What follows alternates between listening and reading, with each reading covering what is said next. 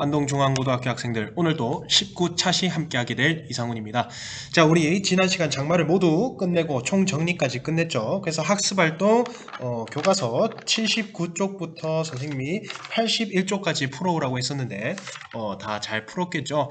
자, 오늘은 이 학습활동 함께 보면서 정리해 보도록 하겠습니다. 자, 그 전에 우리가 제일 처음에 했었던 그 소설 서사갈래의 특징 때 했었던 내용을 다시 한 번 더 보고 학습활동 들어가도록 하겠습니다. 자, 첫 번째, 소설은 5단 구성으로 이루어진다고 얘기를 했었죠. 다시 한 번 더 생각해보면 발단, 전개, 위기, 절정, 결말 이렇게 5단계로 보통 구성이 된다고 했습니다. 사실 이 5단계의 경계를 명확하게 끊는 것은 조금 어려워요. 그러나 우리가 대강 이런 부분이 여기에 해당하는구나 라고 생각을 하면서 한번 봅시다. 자, 발단은 소설의 제일 첫 부분이죠. 그러니까 누가 나오는지 등장인물, 그 다음에 시간적, 공간적 배경이 어딘지 소개되고요. 그 다음에 사건의 실마리가 제시되는 부분이에요. 이 인물들 간에 어떤 일이 벌어지는지 그 사건의 첫 실마리가 제시되는 부분입니다.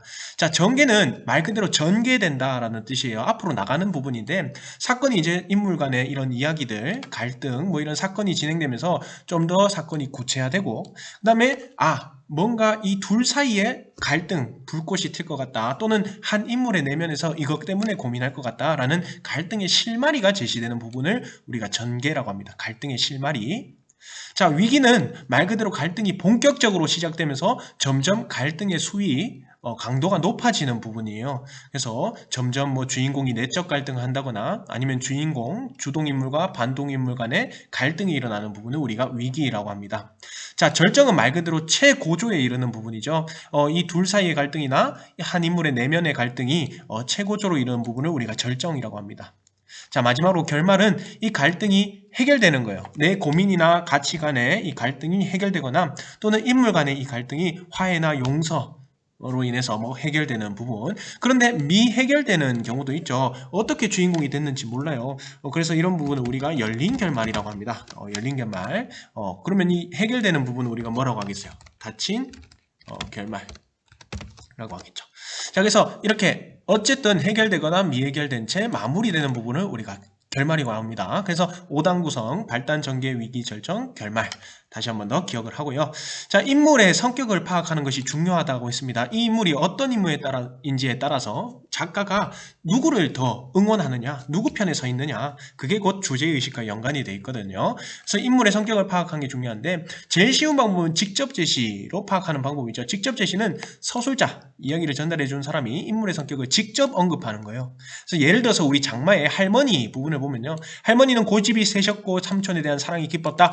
이렇게 얘기해주면 할머니의 그 성격을 우리가 직접적으로 알 수 있겠죠.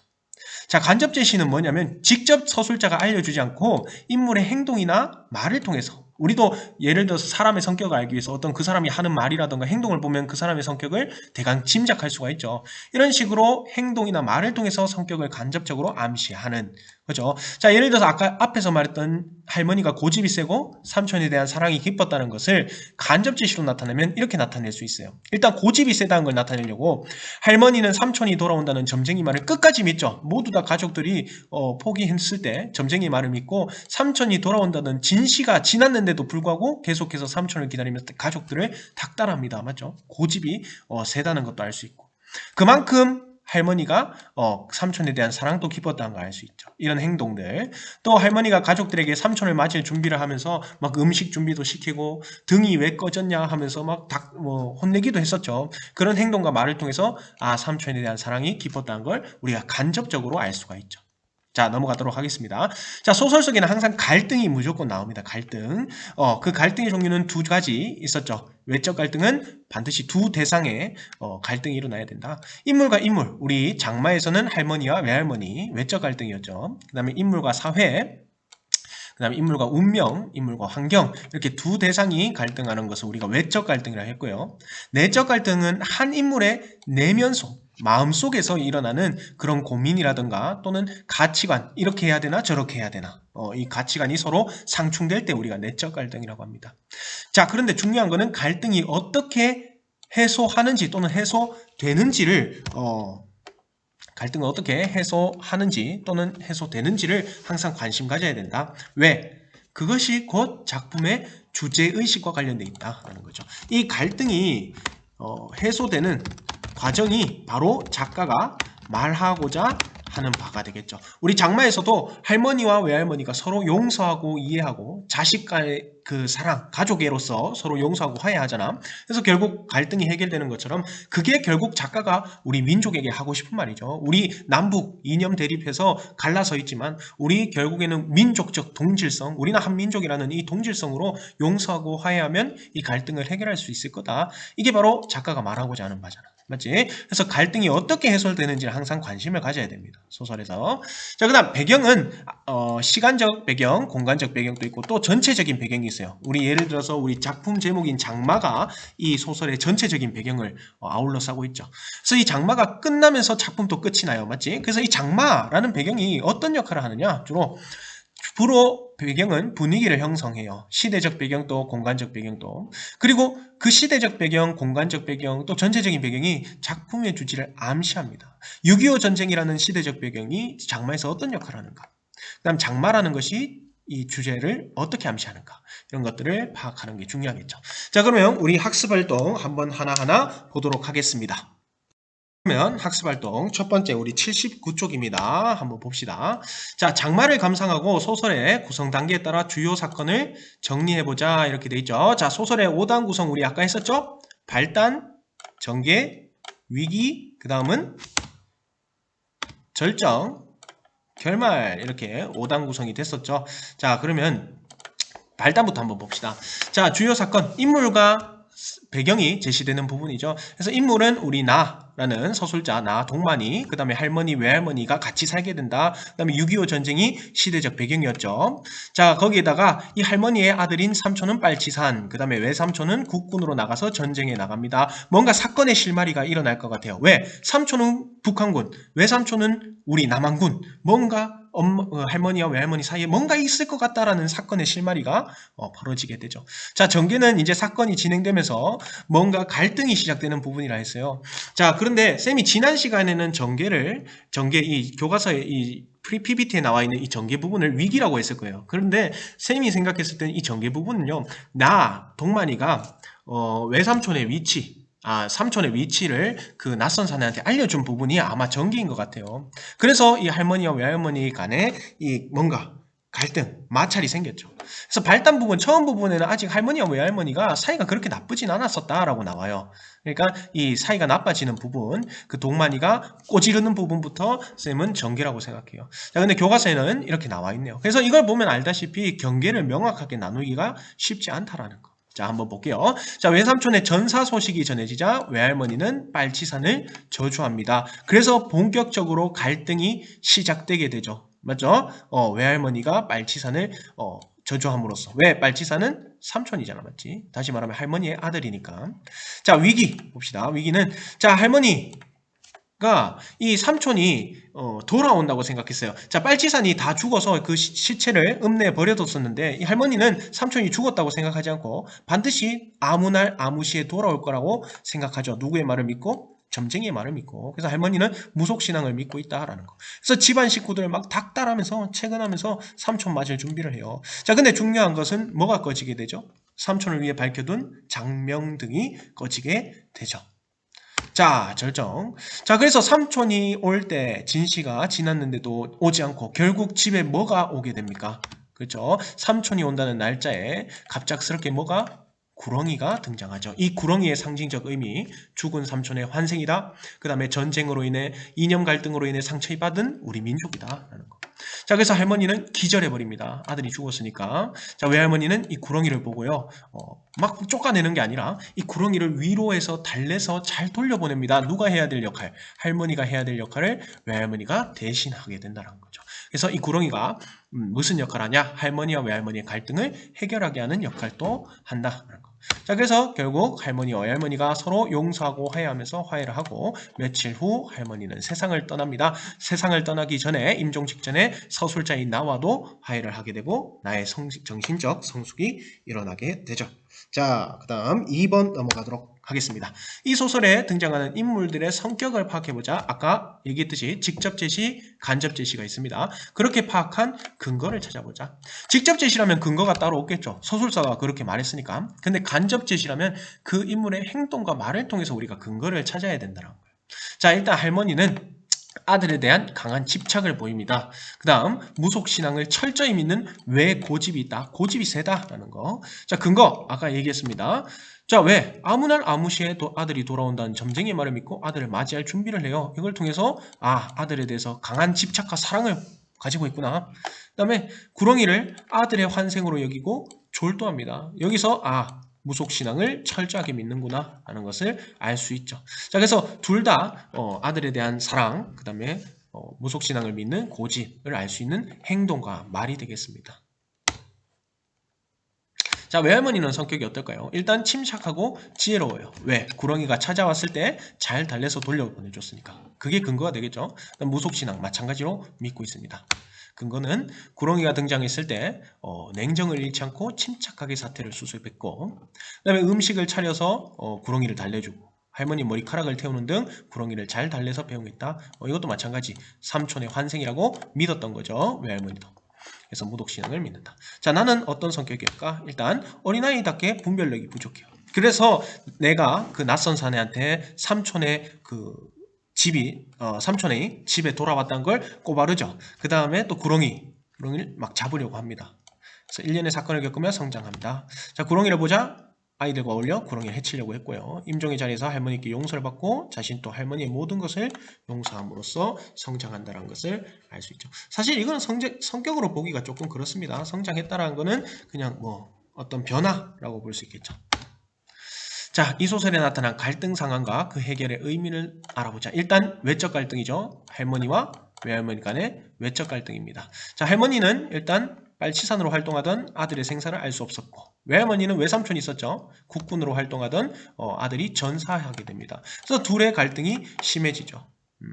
외할머니가 이 빨치산을 저주함으로써 갈등이 시작되게 됩니다. 자, 그런데 여기 정리한 거 한번 읽어볼까요? 자, 국군인 아들을 잃은 외할머니가 빨치산을 저주하는 말을 퍼붓자 할머니는 그 말을 자신의 아들에게 하는 말인 것으로 받아들여 외할머니와 큰 싸움을 벌이게 된다. 자, 그런데 이것이 어떻게 해결됐을까? 구렁이가 그 핵심 요소죠. 갈등 해결의 계기는 구렁이입니다. 구렁이가 나타나자 이 할머니는 기절하게 되고요. 외할머니는 이 할머니 대신 구렁이를 위로하고 배웅하며 사체를 수습하게 되죠. 요거 꼭 적어져 있어야 됩니다. 자, 갈등의 해결의 의미는 무엇이냐? 결국 할머니와 외할머니가 서로 자식에 대한 사랑이란 공통점이 있었죠. 그래서 그 가족애로서 서로 용서하고 해결했다. 구렁이가 그 매개체가 됐죠. 할머니가 외할머니에게 감사의 마음을 전하고 외할머니가 할머니를 위로함으로써 화해하게 됩니다. 결국 이 우리 민족의 이념 분쟁도 이렇게 해결할 수 있다는 걸 말해주는 거죠. 이는 민족의 이념적 갈등이 정서적 합일, 우리 용서와 화해라는 정서적 합의를 통해서 용서와 화해로 해결될 수 있다. 됐죠? 할머니와 외할머니는 어떤 정서적 합의가 있었어요? 그렇지, 둘 다 아들에 대한 사랑이 가득했잖아, 맞지? 자, 이걸로 해결을 했었다. 자, 그러면 80쪽입니다. 80쪽. 자, 이 작가가 소설의 제목이자 배경을 장마로 설정한 이유는 무엇일까? 장마, 긴 여름철에 긴 그 비가 쏟아지는 기간이잖아. 그날은 꿉꿉하기도 하고 또 어둑어둑하잖아, 맞지? 자, 이게 뭐를 의미할까? 자, 장마는 여름철에 여러 날을 계속해서 비가 내리는 날이에요. 그래서 이 소설 속에서 상당히 오랫동안 계속된 장마는 뭐를 의미하냐? 우리 민족 간의 대립과 이 전쟁이라는 암울함이 계속 지속됐다라는 것 의미하겠죠. 자, 그래서 한 가족의 갈등이 지속되는 고통스러운 기간이자 어떻게 작게 보면은 가족 간의 갈등이 지속되는 거예요. 맞지? 외할머니와 할머니의 갈등이라고 볼 수 있겠죠. 나아가서 이 공산주의와 자본주의라는 이 남한과 북한의 이념 갈등이 있었던 6.25 전쟁을 상징한다는 거죠. 자, 근데 이 장마가 그러면 끝났다는 것은 이 갈등이 해결되고 전쟁이 해결됐다는 거죠. 6.25 전쟁으로 인한 가족사적 비극이 해소되고 서로 용서하게 된다는 것을 암시한다. 자, 별표 중요합니다. 자, 그러면은 이제 81쪽으로 한번 가봅시다. 81쪽으로 가면요. 이 보기에 글이 나오는데요. 이 보기에 서술자를 바꿔서 이 소설을 고쳐 쓴 것이래요. 우리 교과서에서 한번 읽어보고 문제를 한번 보도록 하겠습니다. 교과서 81쪽입니다. 자, 5번인데요. 보기는 서술자를 바꿔서 이 소설을 고쳐 쓴 것이다. 보기를 이 소설과 비교해서 읽어보고 아래 제시된 질문에 답해보자. 이렇게 되어 있습니다. 보기를 한번 읽어볼까요? 자, 소설에 뭐를 바꿨다 했죠? 일단 소설에 서술자를 바꿨다고 했어요. 우리 원래 원작의 서술자는 누구였어요? 원작의 서술자는 그렇지.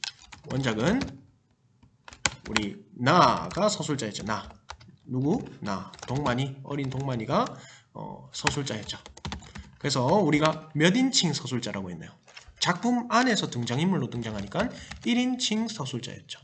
그 다음에 거기다가 주인공은 외할머니 할머니예요. 그러니까 주인공이 아니고 그 주인공을 관찰하는 관찰자였죠. 그래서 1인칭 관찰자 시점이라고 했었습니다. 자, 기억하죠? 자, 그러면 서술자를 바꿔놨답니다. 한번 읽어볼게요. 수저질을 하던 아버지의 손이 허공에서 정지하는 걸 계기로 동만이의 식구들은 일시에 모든 동작을 멈추었다. 아이들이 일제히 울리는 함성이 매우 빠른 속도로 다가오는 중이었다. 그 소리가 무엇인지 무척 궁금했던 동만이는 숟가락을 아무데나 팽개치면서 밖으로 뛰어나갔다. 마당 한복판에 동네 아이들은 아우성을 질러대고 있었다. 자, 이거 무슨 장면이에요? 구렁이가 오는 장면이잖아. 맞지? 구렁이가 오는 장면인데 이렇게 표현을 했습니다. 자, 그럼 일단 한번 차근차근 살펴보겠습니다. 수저질을 하던 아버지의 손이 허공에서 정지하는 걸 계기로 동만이네 식구들은 일시에 동작을 멈추었다. 자, 만약에 동만이가 서술자였다면 뭐라고 얘기했겠어요? 우리 식구들은 일시에 동작을 멈췄다 했겠죠. 근데 여기 동만이네 식구들 해놓네. 그러면 이건 무슨 말이야? 마치 지금 서술자는 지금 잠시만요. 자, 지금 서술자는 동만이가 아니에요. 동만이가 아닙니다. 그렇죠? 그러면 서술자는 누구야? 지금 이 동만이뿐만 아니라 이 동만이네 가족을 전체적으로 관찰하고 있는 사람이죠. 그러면 지금 이 서술자는 지금 작품 속에 있어요? 작품 밖에 있는 것 같아? 서술자는 작품 밖에 있다라는 거죠. 작품 밖에. 등장인물로 나오는 게 아니라 작품 밖에 있는 거예요.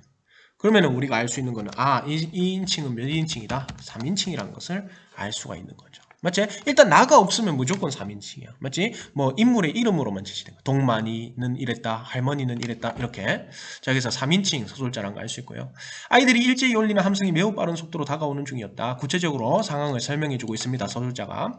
그 소리가 무엇인지 무척 궁금했던 동만이는 숟가락을 아무 때나 팽개치면서 밖으로 뛰어나갔대요. 자, 인물의 행동을 얘기해 주는데 뭐까지 제시해주고 있어요? 소리가 무엇인지 무척 궁금했대. 궁금했다는 마음은 우리가 알 수가 없죠. 뭐예요? 인물의 심리잖아. 그런데 이 인물의 심리까지 제시해주고 있네. 자, 옆에다가 적어봅시다. 인물의 심리까지 제시하고 있다. 그러면 우리 3인칭 시점에서 두 가지가 있죠. 그냥 단순히 인물의 행동이나 말만 제시해 주는 거.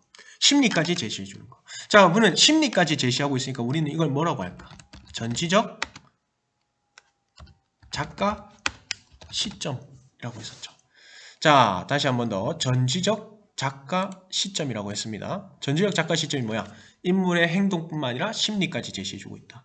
자, 그래서 동만이가 뛰쳐나갔다. 마당 한복판에서 아이들이 아우성을 질러대고 있었다. 자, 그래서 전체적으로 이 서술자가 바꿨다는 건 서술자를 동만이에서 3인칭 전지적 작가로 서술자를 바꿨다라는 거죠. 자, 이해가 됩니까? 전지적 작가 시점을 쓰면 어떤 효과가 있을까?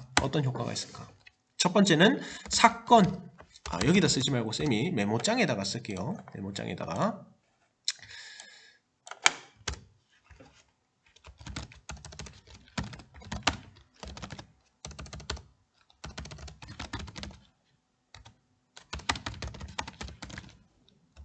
자, 일단 전지적 작가 시점을 쓰면 어떤 효과가 있을까? 첫 번째는 모든 사건을 알고 있는 서술자예요.